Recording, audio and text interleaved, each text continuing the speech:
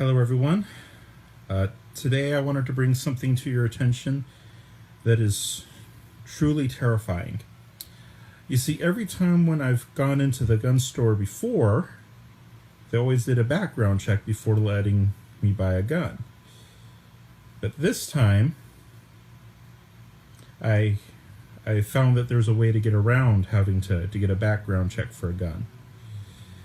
I was looking at this gun on the shelf, and the guy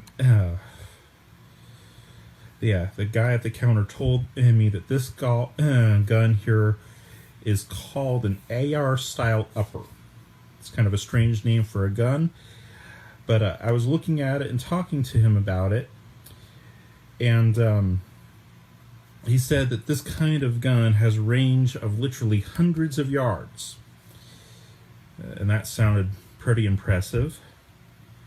And I asked what it would take to buy it. He said there was basically nothing to it as long as I had the money. And I asked him if he would put a handle on it, and he did. So now I have this gun, and you can see this is where you put the bullets in back here. And so I have this gun that has a range of hundreds of yards, and I didn't have to go through a background check on it. Basically just went up to the counter, said I want this AR style upper gun with this black handle on it, and I paid the money and I walked out, and there was no background check.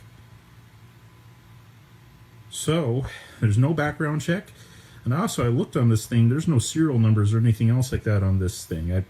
I'm pretty sure that this is a black market gun right here. And the guy at the gun shop did not seem disturbed by this at all. It wasn't like he asked me to come back at a later time or show me in the back or anything like that. It was just normal business for him. So here they sold me this gun, this AR-15 upper gun with a black handle on it.